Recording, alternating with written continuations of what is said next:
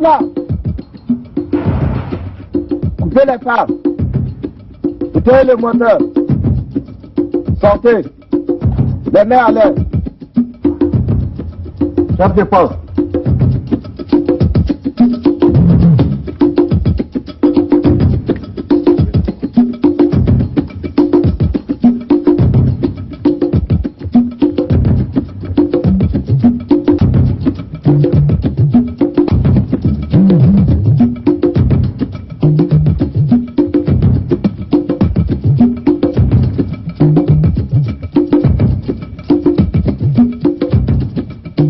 Ouagadougou, la capitale du Burkina Faso, le pays le plus pauvre d'Afrique.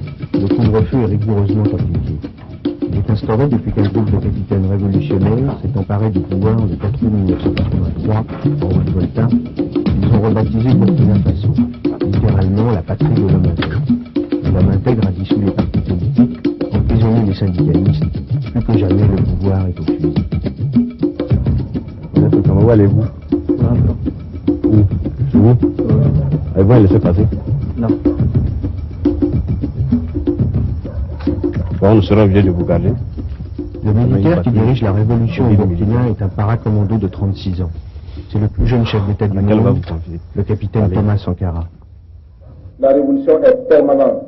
La révolution est victoire.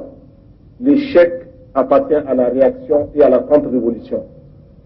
Camarades, l'impérialisme, le néocolonialisme, les élèves réactionnaires, les élèves indisciplinés et paresseux, les professeurs carents, les vomissures de la contre-révolution, les vipères qui s'infiltrent dans nos écoles, les pintades orgueilleuses, les hiboux au regard gluant,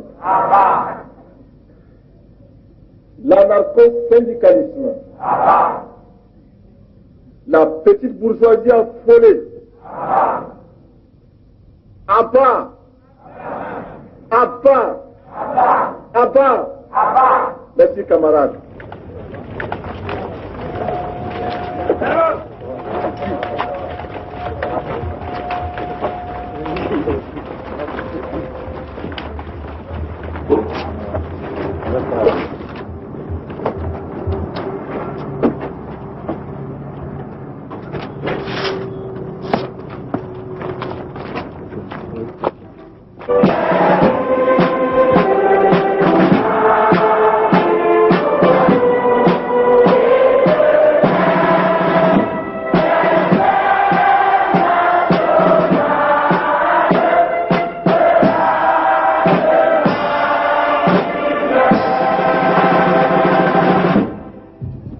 Comme de nombreux Africains francophones, le capitaine Sankara a suivi un stage commando en France, mais également au Maroc et à Madagascar.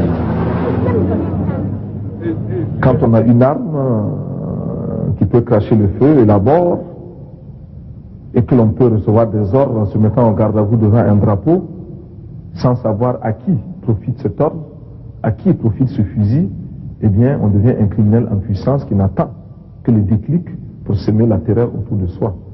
Combien de militaires sont en train de tourner dans tel ou tel pays, sur tel ou tel champ de bataille, d'amener désolation et crime, mais sans comprendre qu'ils sont eux-mêmes en train de combattre des hommes, des femmes qui luttent pour les mêmes idéaux que s'ils en avaient conscience.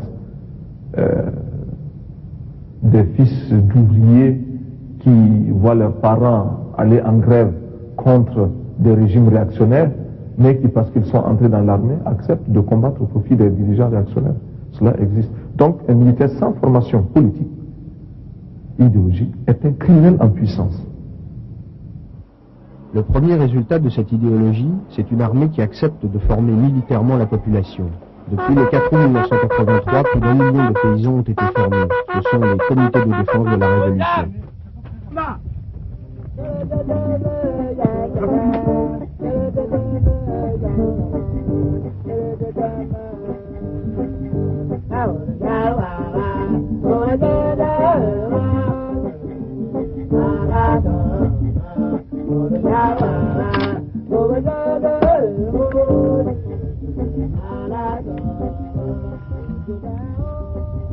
Nous